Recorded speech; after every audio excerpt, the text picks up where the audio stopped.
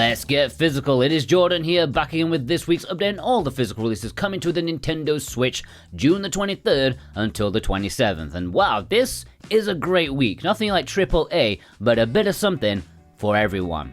Tamagotchi Plaza is releasing physically on Nintendo Switch 1 in Europe this week. If you want the Switch 2 version, a proper cartridge, stay tuned until the import section later on. It's kind of big news. Anyways, this Switch 1 version is a cute mini-game kind of thing for kids. I'm sure my daughter will enjoy it, especially with 2-player co-op available on some shops. Oh yeah, there are like 12 shops and a town you can explore and be friends with the freaks that live there. I don't know, it does look like a cute game to me, but as I said, it's not releasing physically in North America, so you may want to import it from Europe or a Japanese copy, but the Nintendo Switch 2 physical, well, stay tuned for that. And my executive producer, Ghost Bune, has chosen this as their pick of the week. The Thing Remastered is finally releasing this week at retail. This is a blast from the past, a completely random PlayStation 2 game that I actually owned and played. I didn't get far because I was a coward. Anyways, I am relieved this is at retail. It is a third-person shooter horror game that has some very interesting mechanics, certainly unique and ahead of its time, even if it was a little bit jank. I'm sure the remaster has been faithful, but I've yet to play it myself because I was hoping for a physical. And here we are. There is a standard edition, as well as a deluxe edition, which has a steelbook, patches, and poster. It's also on PlayStation 5, and my executive producers, Dave Horworth, Radio to Rancid, Switch Effect, and Super Ben Julio have chosen this as their pick of the week. And if you want it or any of the retail games in this video, please consider purchasing via the links in the description and pinned comment. That massively helps support me and this series, this channel, to keep producing useful physical content for you guys. VGP are a really good company with favorable pricing in Canadian buckage and free worldwide shipping on orders over 75 Canadian bucks, which is less than, 54 American dollars. Plus, each week, if you buy something, you are put into a draw to have a chance of winning a $10 discount coupon. And this week's winner is Donnie P. Congratulations, Donnie. You should get an email from VGP with your discount coupon. Thank you ever so much for your support. Against the Storm is releasing this week on Switch, PS5 and Xbox, and I've been surprised at how many people have been really excited to hear the news of this console release. But looking on Steam, it's hugely popular as a city building management game in an almost Warcraft-like setting.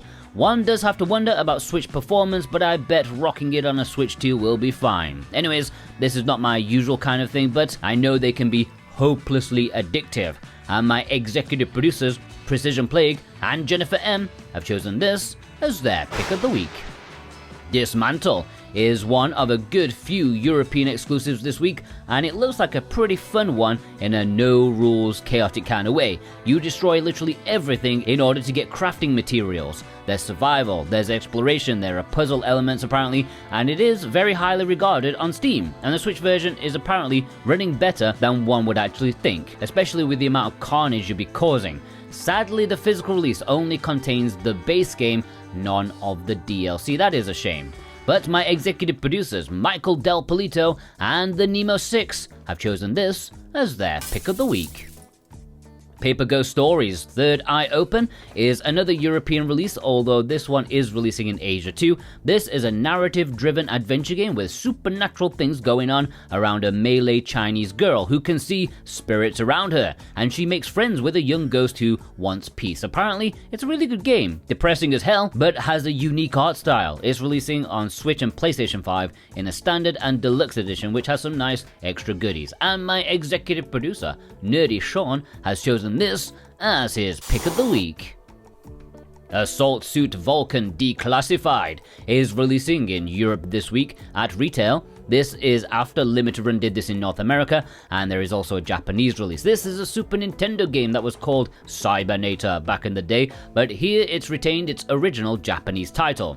It's always a bit of a hard sell for a physical release of just a singular retro action game, but if you like mechs, then why not? It's also got some incredibly badass artwork.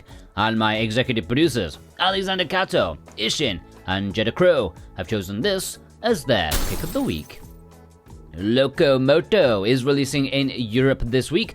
I believe there is a Japanese version on the way in the future, but nothing on a North American release as far as I can see. This is a cozy conductor game, or something like that. You build the train, the interior, meet the locals, and help them. It actually looks pretty sweet, an air of Animal Crossing about it. I think my daughter would bloody love this. In fact, it's her birthday coming up soon, so I think this might be one of her gifts if she can pull herself away from Slime Rancher 2. It looks lovely.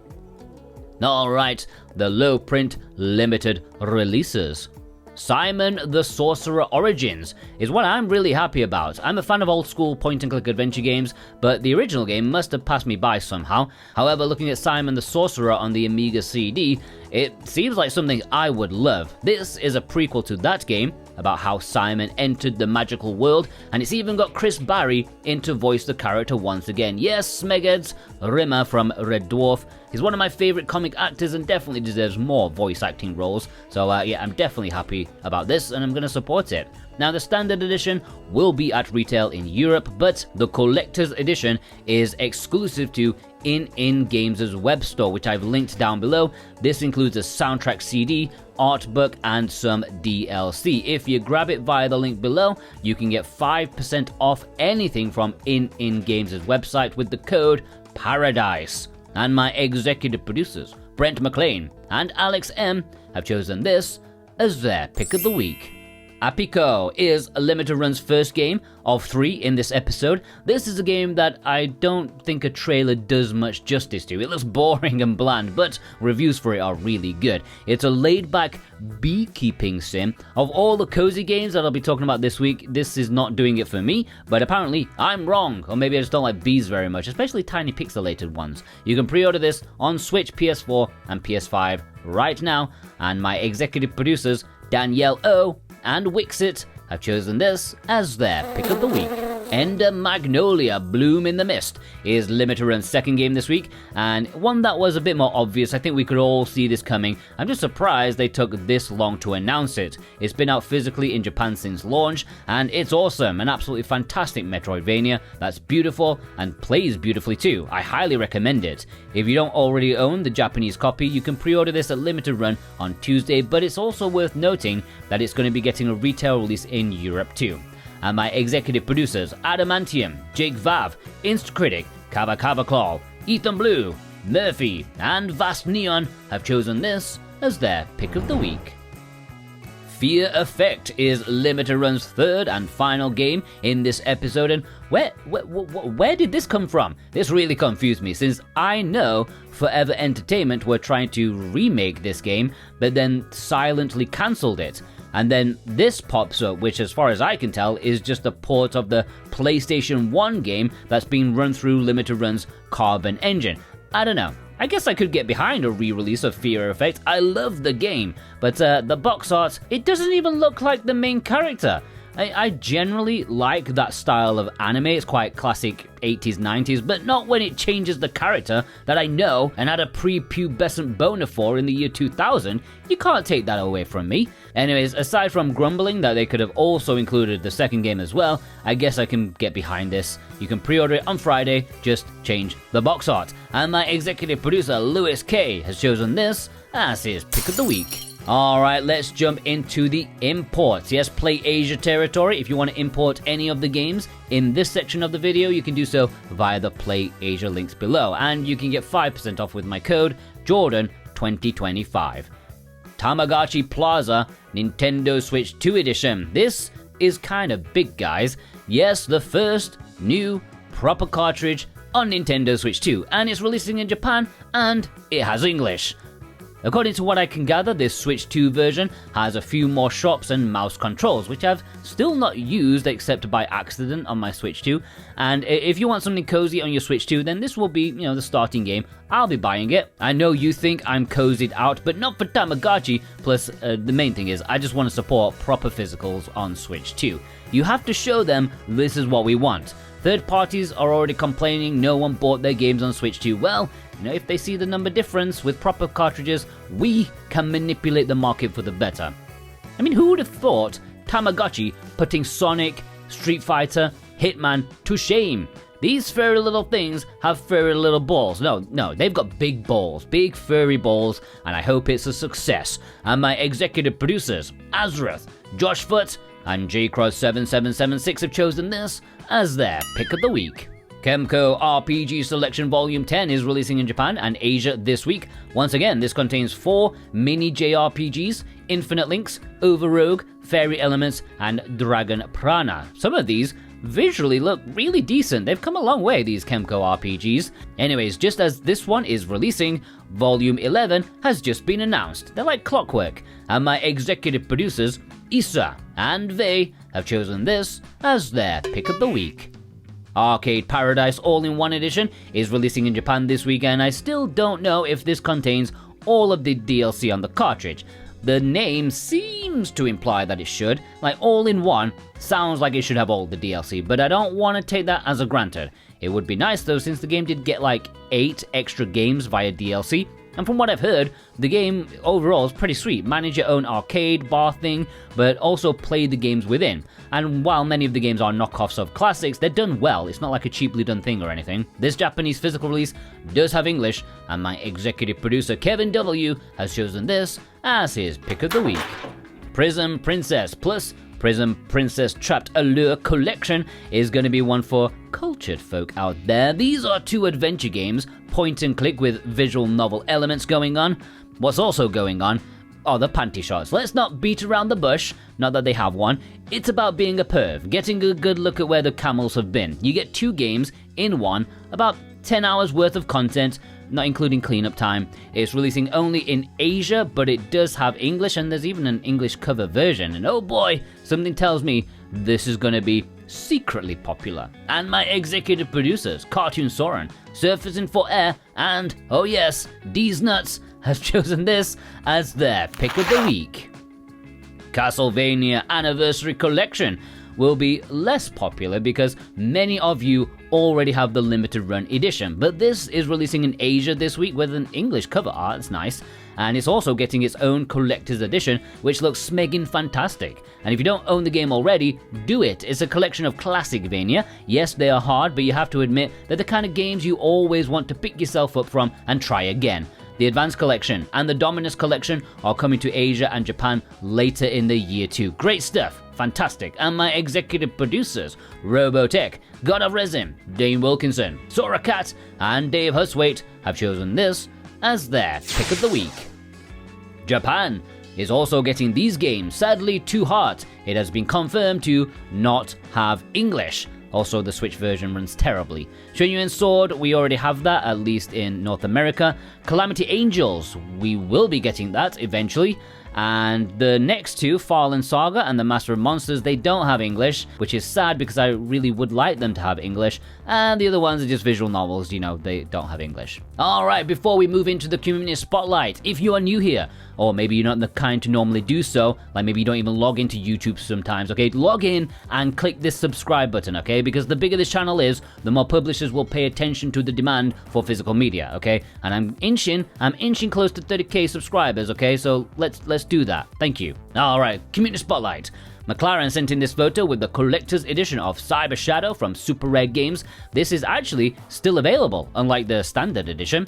Executive producer Cartoon Soren sent in this photo with 3 limited run releases from late last year. Valkyrie Chronicles 1, definitely a nice classic game. D's Nuts sent in this picture of the collector's edition of Guardians of Azuma. Now, there were moans of third-party games selling poorly on Switch 2, but I'm hoping the Switch 2 version of this game wasn't one of them. I've seen signs that it was a decent success. Andrew R sent in this photo rocking the double boob mousepad. So much wrist support in just one photo. Executive producer Super Ben Julio sent in this photo, including the Shockman collection. I recently just very briefly played the first game on my PC engine. Pretty fun. I would like to try this collection for myself. Dat Man sent in this photo with Ace Combat. 2 things I can't believe about this release. 1, it didn't get a release in North America, and 2, they thought that big giant info window box thing on the cover would be a good idea. Executive producer Vas Neon sent in this photo, picking up Chronicles of the Wolf. The video I made had some mixed comments, some saying it looks rubbish, but a good few people who have played it said they're really enjoying it. B. Leloy sent in this photo with a bunch of games, including the Switch 2 editions of Breath of the Wild and Tears of the Kingdom, the latter of which mine just arrived in the post, my first official Switch 2 physical release. I need to pick up Cyberpunk maybe next payday. Executive producer Brent McLean sent in this photo with a triple helping of Fuga, Melodies of Steel. Very nice to see them all together. Jennifer M sent in this photo of Suikoden, which if you saw my discounts video on Friday, the price is coming down a little bit, make the most of it. Executive producer Instacritic sent in this photo, and it seems Kemco RPG Selections Volume 1, the North American edition, has finally released. I don't believe it. Twiggy sent in this photo, Samurai Showdown, a very expensive physical release these days for reasons I cannot figure. Like, the print can't have been especially low. I guess those that did buy it at launch just decided to keep a hold of it instead of letting it flow around the market, so to speak.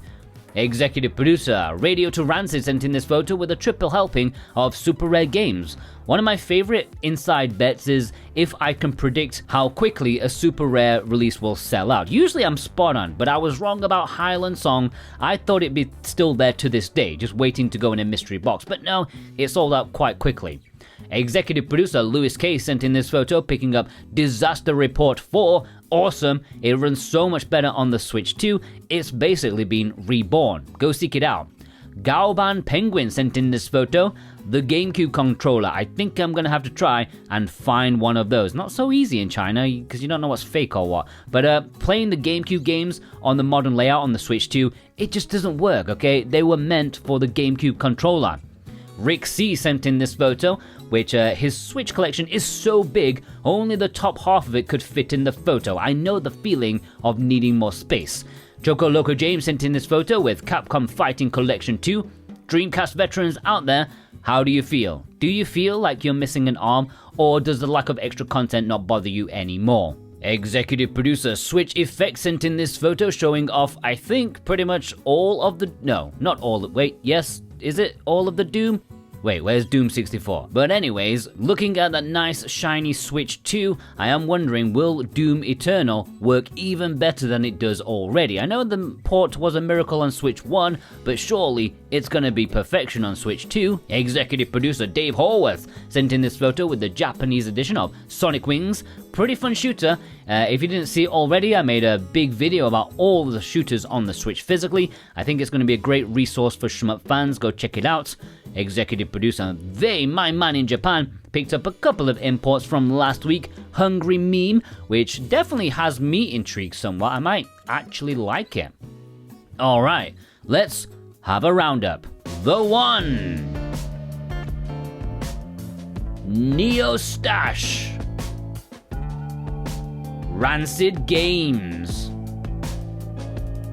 Robin H. Bridget F. Berry Gaming 24/7. Ryan G. Bent S.